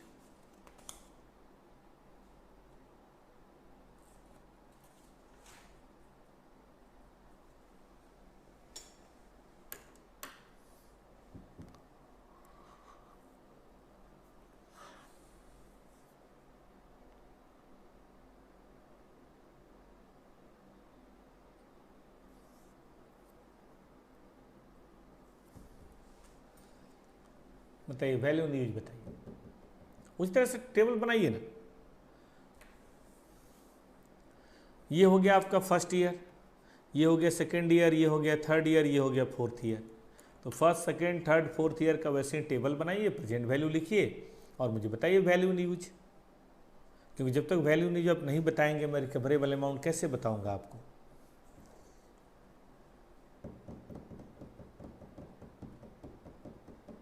मैं वेट कर रहा हूं, ये नहीं कि आप भी मेरा वेट करने लगी, फिर तो हो गया काम। मैं क्यों रुक जा रहा हूं और क्यों आपको मौका दे रहा हूं दोस्त, क्योंकि देखो अपने हाथ से नहीं करोगे तो बात नहीं बनेगी। अच्छा बताओ, अगर फेस टू फेस क्लास होती तो आप करते कि नहीं करते? फिर टीचर आपको मजबूर करता है कि नहीं चलो भाई करो चलो, तो समझ लीजिए फेस टू फेस क्लास है ना दोस्त, पूरा फ़ायदा उठाइए दोस्त। जब मूड बना के बैठ ही गए हैं तो फिर पूरा फ़ायदा उठाइए। देखिए आपके कुछ दोस्तों ने फटाफट करके बता भी दिया, कंचन ने और चंद्रमोहन ने। और स्टडी का आंसर देख के नहीं बताना है, देखो बेसिक पर्पज डिफीट हो जाएगा। बेसिक पर्पज जानते हैं नॉलेज का क्या होता है? नॉलेज का मेन मकसद होता है आपके दिमाग के प्रोसेस को चालू कर देना, वो खुद करेंगे तभी होगा। तो 3 बच्चों ने बता दिया, 2 और बता दीजिए फिर मैं मान लेता हूं कि सही है। 3 दोस्तों ने बता दिया, 2 लोग और बताइए जल्दी से।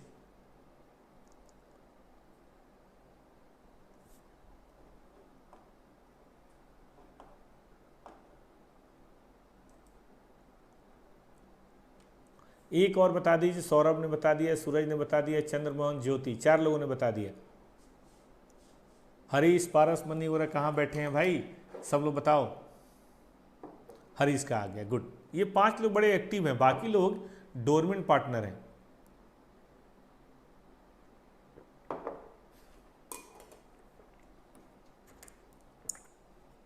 चलो भाई, तो वैल्यू इन यूज आ गया 71.75.31।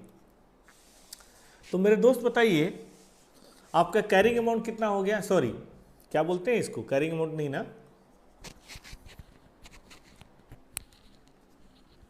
आपका रिकवरेबल अमाउंट कितना हो गया बताइए? इन दोनों में जो ज़्यादा वही हो गया, तो ये हो गया आपका recoverable amount 75.31। Can you tell me impairment loss? Copy में जल्दी से लिखिए, कितना है इम्पेयरमेंट लॉस बताइए जल्दी से मुझे, क्योंकि इन दोनों में जो हायर होगा वो यहाँ आएगा। जल्दी जल्दी बताइए, what is the impairment loss?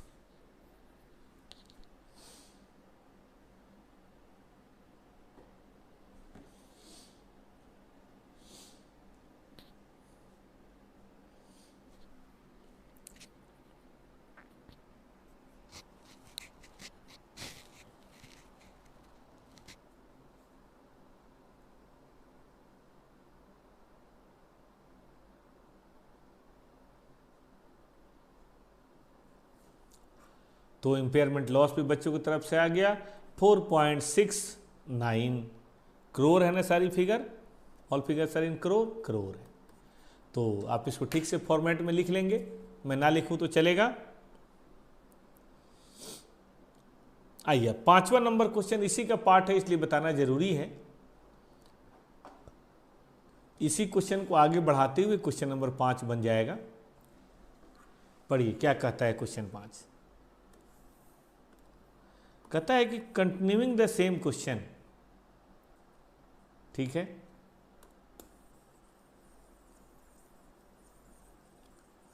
There is no change in estimated future cash flow and discounting rate. Fair value less cost to sell 40 crore है।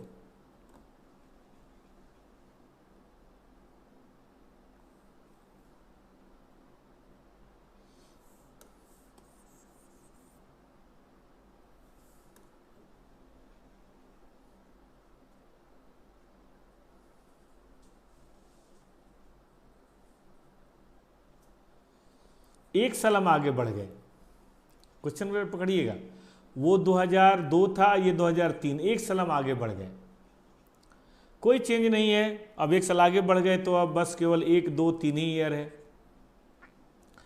10, 30, 10 और 40 की बात है। चलो प्रेजेंट वैल्यू निकाल के भी दे दिया, फेयर वैल्यू निकाल के भी दे दिया। तो इसकी और वैल्यू इन यूज है, वैल्यू इन यूज है, ये वैल्यू इन यूज है और ये है हमारा फेयर वैल्यू लेस। तो इन दोनों का जो हायर होगा वो रिकवरेबल अमाउंट हो गया। तो रिकवरेबल अमाउंट 67.84 है।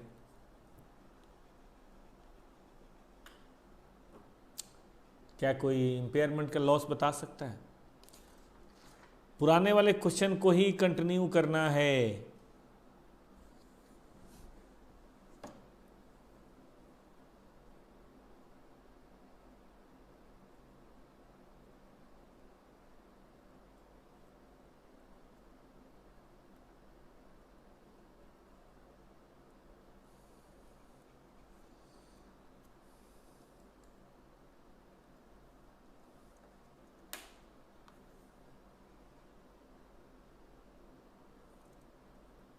क्वेश्चन समझ पा रहे हैं?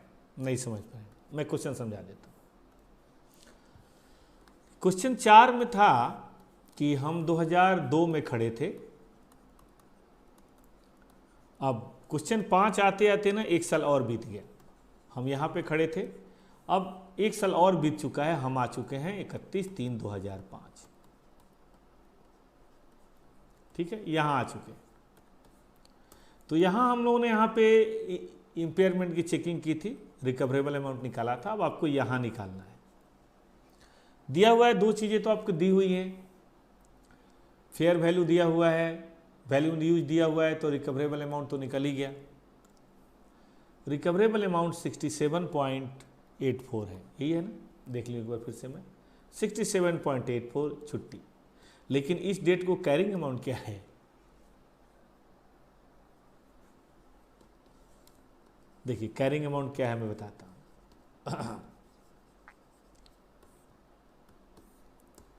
वही क्वेश्चन कंटिन्यू हो रहा है, याद रखिएगा। ओरिजिनल कॉस्ट था 1/4/2001 को 100 करोड़। डिप्रेशिएशन हमने किया था 2001-2 का 20, वो तो सीधा सीधा हिसाब था, 80 तक पहुंचे थे हम।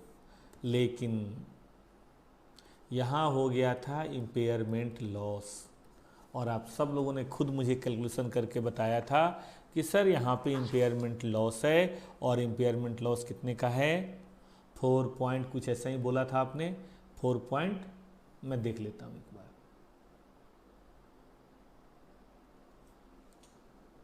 4.69 आपने लिखा तो है।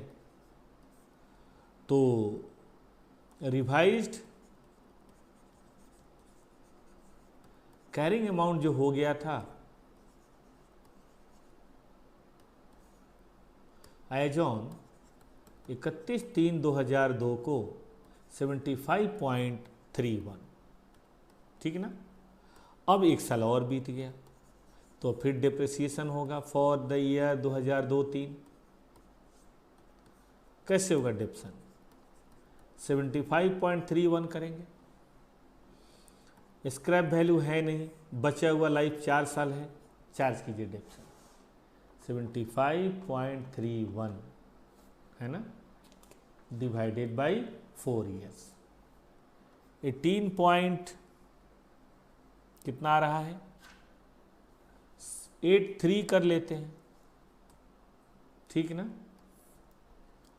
तो आपका जो कैरिंग अमाउंट है एट प्रेजेंट एज ऑन 31/3/2003, भाई देख लो 75.31 में 18.83 माइनस करेंगे तो 56.48 बनता है। ये आपका कैरिंग अमाउंट है, और रिकवरेबल अमाउंट आपका ये है। तो भाई मुझे तो नहीं लगता कोई इम्पेयरमेंट लॉस है क्या? Since recoverable amount 67.84,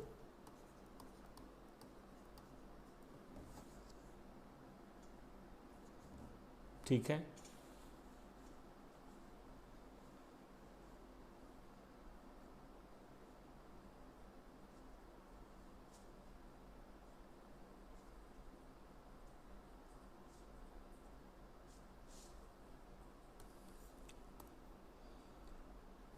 higher than carrying amount,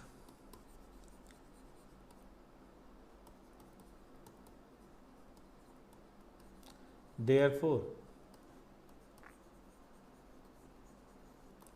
no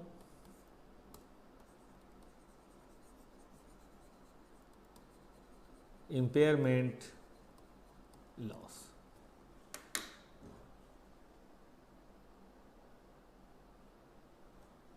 sir अभी पढ़ा रहे हैं क्या? हाँ बेटा अभी पढ़ा रहे हैं, रात्रि पाठशाला है तो रात में ही चलेगा ना, ठीक है। हाँ एक रिवर्सल होता है, अगर अमाउंट ज़्यादा हो गया तो रिवर्सल होता है, लेकिन रिवर्सल का अलग हिसाब है। अभी रिवर्सल ऑफ इम्पेयरमेंट में आपको नहीं बता रहा, तो उसके बारे में थोड़ी देर बाद में बात करेंगे। ठीक है, आगे बढ़ने की दोस्तों इजाज़त है। चलिए आपको और कराता हूं। आप देखिए question number 6, let's check out question number 6।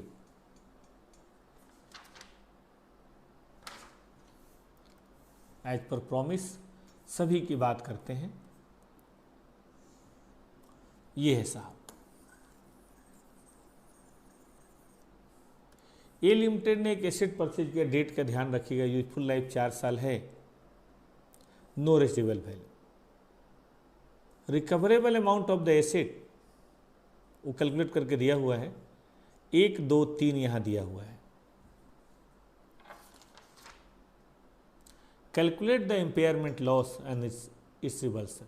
Reversal का क्वेश्चन है, थोड़ा रुक जाओ, अभी मत करो, इसमें रिवर्सल की बात है, अभी पढ़ाया नहीं मैंने तो बेकार का पंगा होगा, उसकी बजाय मैं कुछ और मैं करा देता हूँ। अभी क्वेश्चन है ना नंबर 8, देखिए क्वेश्चन नंबर 8। भाई कैश फ्लो के आने के ये प्रोबेबिलिटी है, कोई बता सकता है एक्सपेक्टेड कैश फ्लो क्या होगा? आपने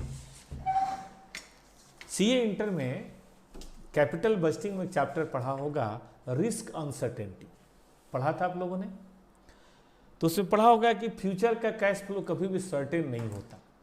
फ्यूचर के कैश फ्लो को हम एकदम गारंटी के साथ खूंटा ठोक के नहीं कह सकते कि 100 करोड़ ही होगा, लेकिन अब फ्यूचर के कैश फ्लो में प्रोबेबिलिटी की बात हो सकती है, ऐसा होगा तो क्या। मैं आप ही की बात करता हूँ, आप सीए का एग्ज़ाम देंगे फाइनल, पहले तो यही प्रोबेबिलिटी है कि पास करेंगे नहीं करेंगे।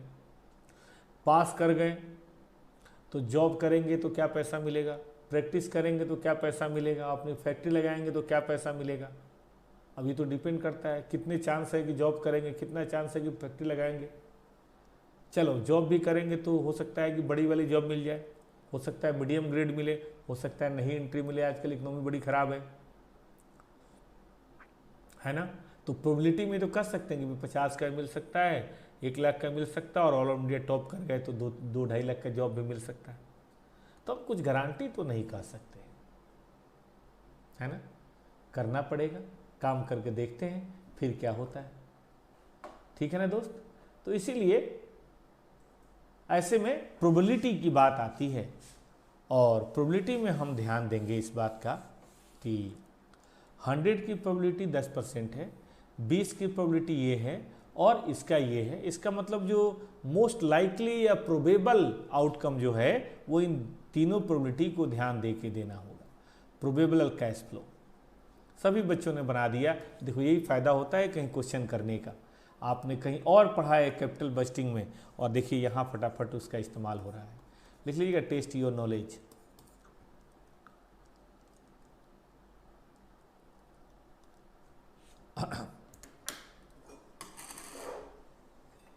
ठीक है,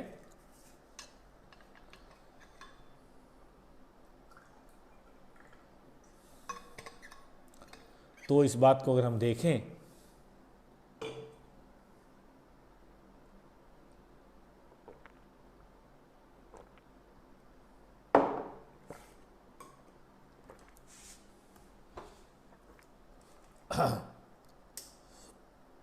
तो कैसे बनेगी बात? बात ऐसे बनेगी कि ये कैश फ्लो है, ये उसकी प्रोबेबिलिटी है, और ये प्रोबेबल कैश फ्लो निकल जाएगा, मोस्ट लाइकली।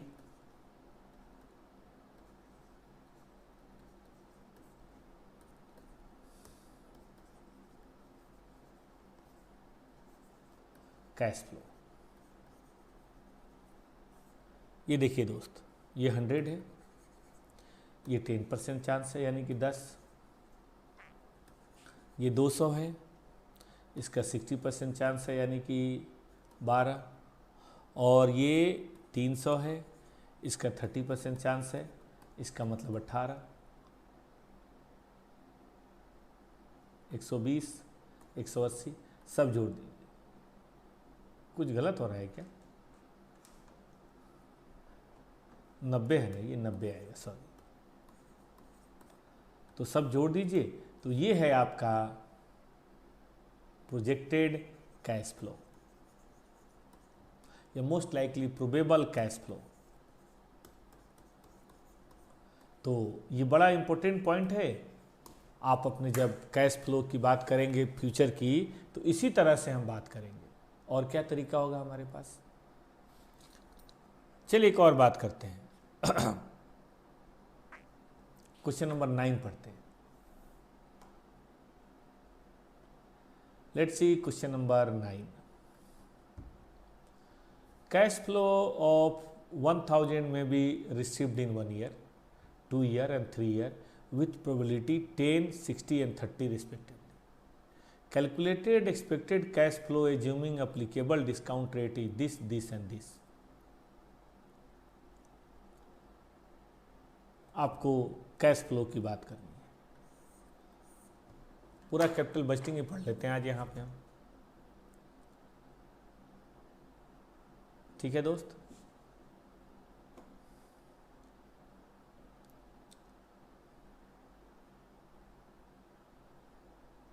अब यहाँ दोनों बातें ध्यान देनी है।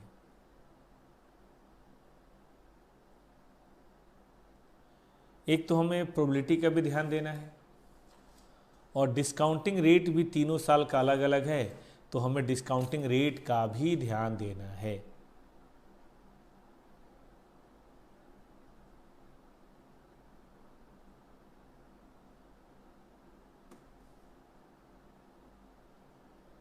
ठीक है दोस्त? तो चलिए आगे बढ़ते हैं।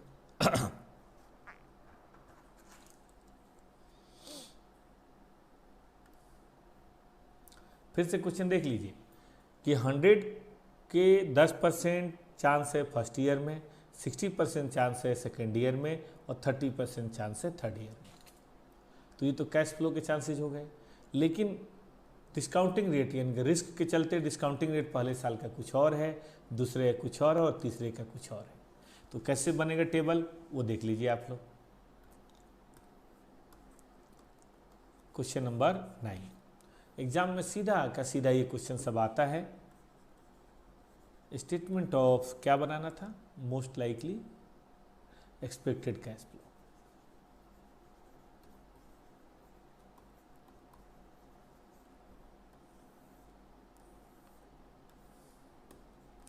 ईयर 1, ईयर 2 और ईयर 3।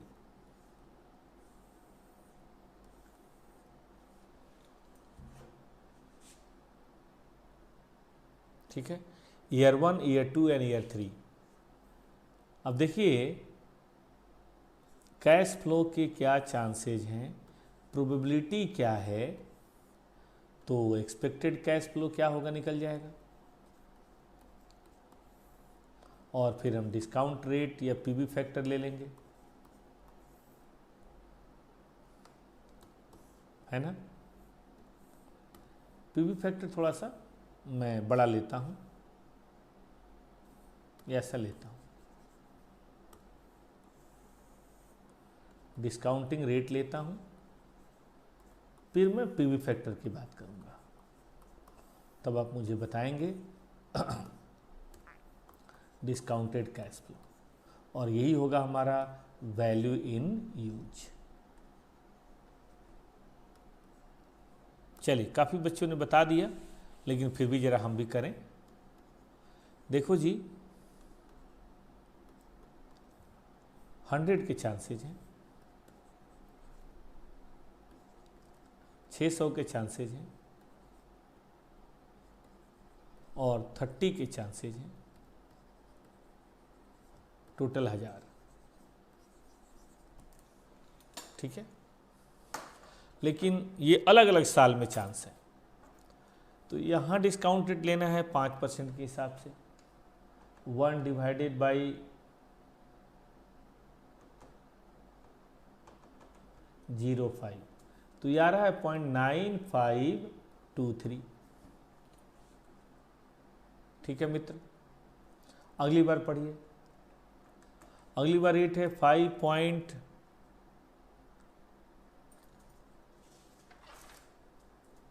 5.5 25,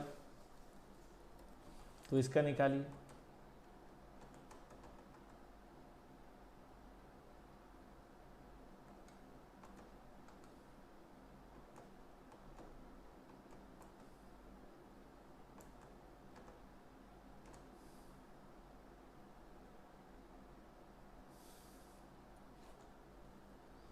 और ये आ रहा है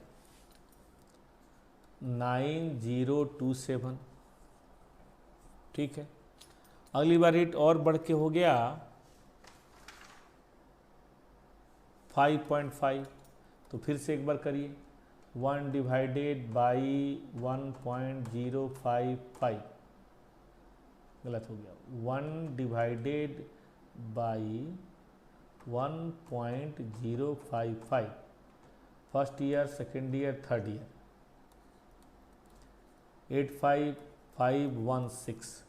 तो चलिए सबका नेट करके बताइए। हरीश ने बता दिया, बाकी लोग भी बताइए। ये ए है और ये बी है। ए को बी से मल्टीप्लाई कर दीजिए, प्रेजेंट वैल्यू आ जाएगी, उसका टोटल कर दीजिए।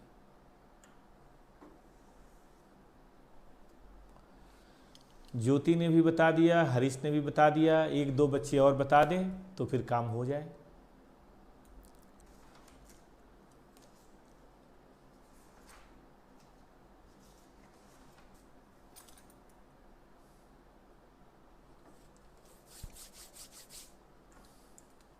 सूरज का भी आ गया। सीनू कैसे आएगा सेकेंड ईयर का? बेटा ऐसे आएगा, 1 डिवाइडेड बाई 1.0525 पावर 2, और थर्ड ईयर का आएगा 1 डिवाइडेड बाई 1.055 पावर 3, और ये तो आप जानते ही हैं पावर 1। इस तरह से आएगा। ठीक है सीनू, ठीक कर लीजिए आप। चलिए एक छोटा सा क्वेश्चन और करते हैं, आज की क्लास खत्म करते हैं यहीं पे। एक छोटा सा क्वेश्चन देखिए, क्वेश्चन नंबर 10, क्योंकि वो इस तरह का है, इसी पैटर्न का है। एक बार फिनिश हो जाए फिर आगे बात करेंगे।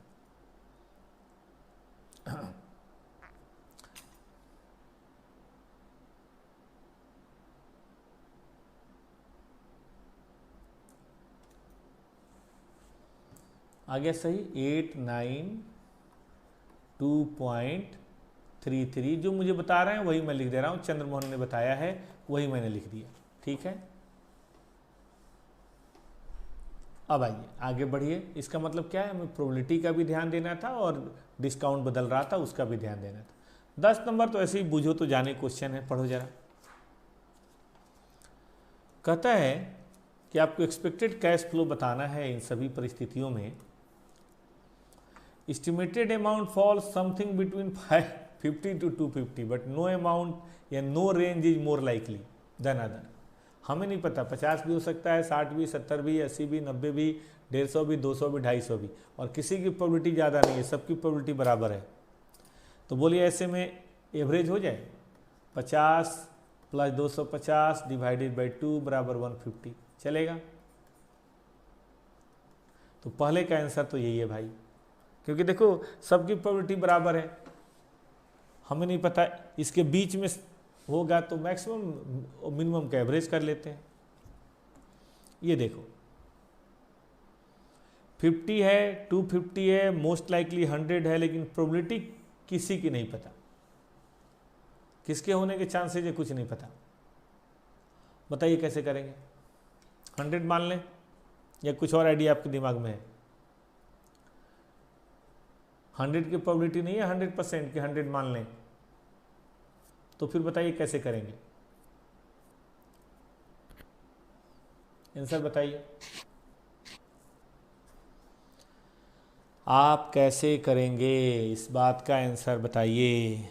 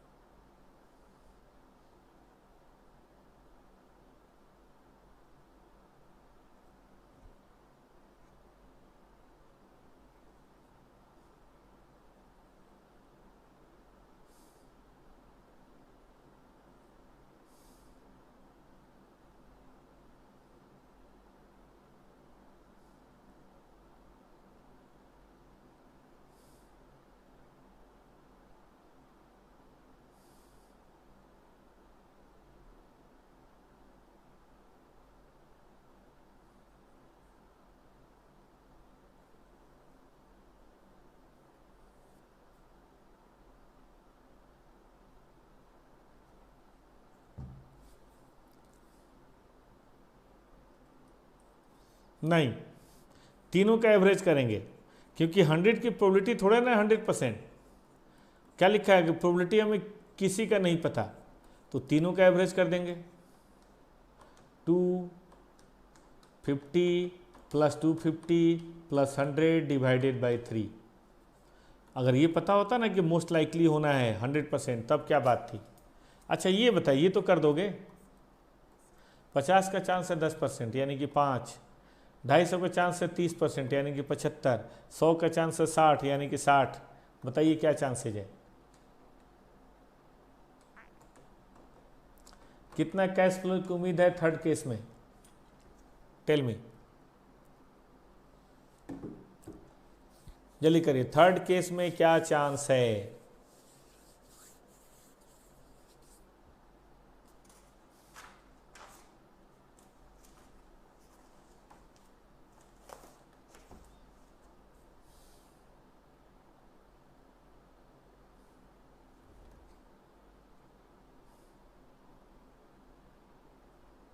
एक 40, बिल्कुल सही जवाब।